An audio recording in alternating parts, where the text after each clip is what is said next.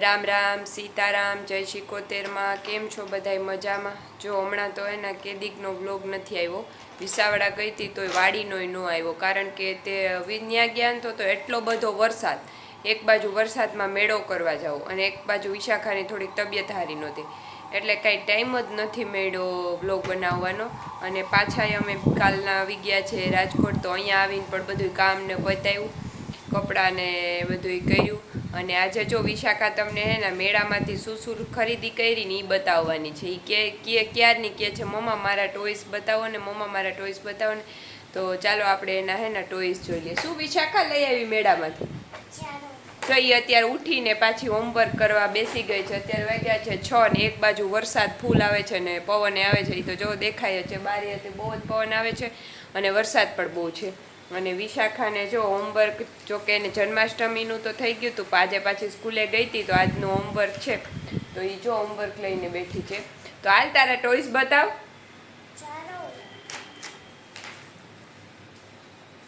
તો વિશાખાના ટોયસ જો હું બતાવી દઉં કે તું બતાવસ? તો ચાલો વિશાખા હમણાં ટોયસ બતાવે હોય ને, એક અહીંયા લઈ આવ. ચાલ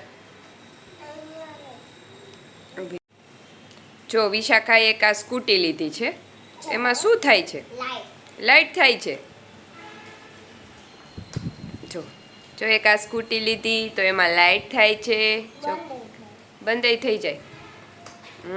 પછી બીજું શું લીધું? એક આ બેટ લીધું છે.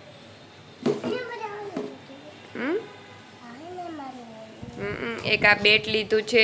પછી આ કેમ ચલાવવાની? જો વિશાખા ચલાવે હમણાં. વિશાખા બતાવશે બધાને કેમ ચલાવવાની.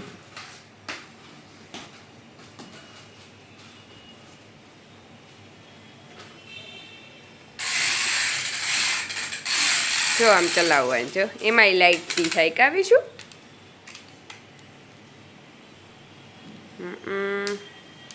જો આમાં લાઈટ થાય. વિશાખાએ લાઈટી કરી. એક આ લીધું. પછી શું લીધું? હવે બીજું બતાવ.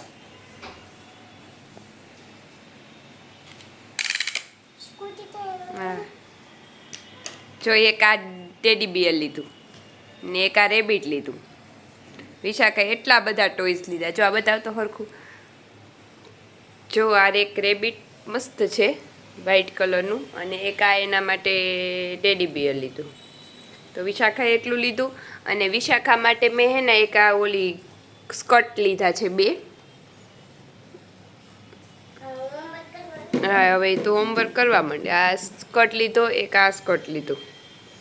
વિશાખા માટે આ 2 સ્કર્ટ લીધા, અને આ 2 મેં ઓછાડ લીધા છે મેળામાંથી. આ 2 ઓછાડ લીધા. તો હજી કાંઈ જેણું મોટું હશે ખરીદીમાં, તો એટલું કર્યું છે.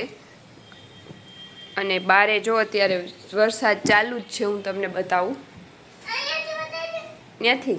ઓકે, વિશાખા એમ કહે છે કે અહીંયા બારીથી બતાવી દે, તો હું બારીથી બતાવી દઉં.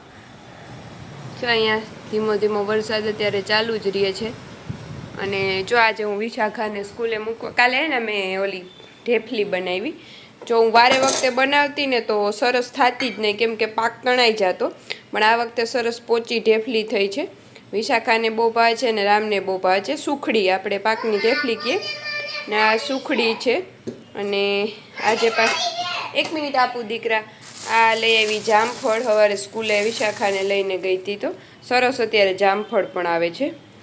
અને આમાં લઈ આવી માંડવી. જોકે માંડવી તો પોરબંદર ગઈ તો એટલા દિવસે ન ખવાણી, અહીંયા આવ્યા ભેગી તો માંડવી ખાવાની ચાલુ કરી દીધી. અને હવે જો 5:30 વાગ્યા છે. વિશાખાને હોમવર્ક કરાવી દઉં અને પછી આગળ મળીએ. જો 9:30 વાગ્યા અને રામ આવી ગયા છે. અમે બેસી ગયા છે જમવા. આ જમવામાં શું છે વિશુ, તને ખબર છે શું છે?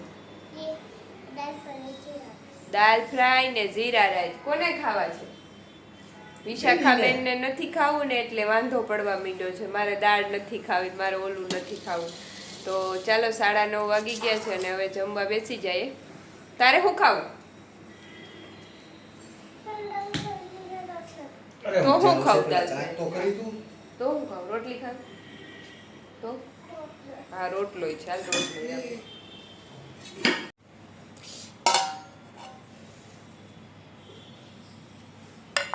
હલાવ. હલાવો હલાવો. ગરમા ગરમ પાછું ગરમ કર્યું. અહીંયા કાકડી ને ઈ છે, આ દાળ છે, દાળ ફ્રાય છે, અહીંયા જીરા રાઈસ છે, પણ રાઈસ થોડા ખેના વધારે થઈ ગયા. અને અહીંયા છે રોટલી ને અહીંયા છે દૂધ. તો હાલો બધાય જમવા. આ બેનને જો વાંધો પડી ગયો.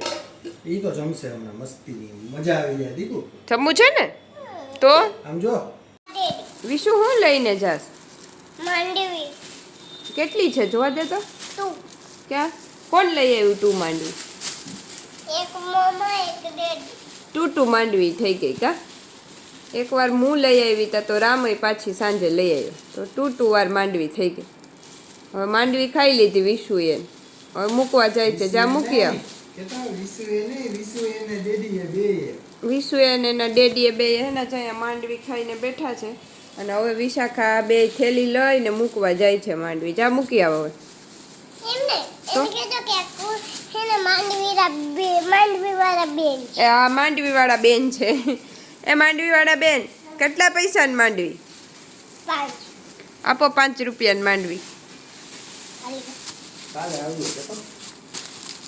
Thank you.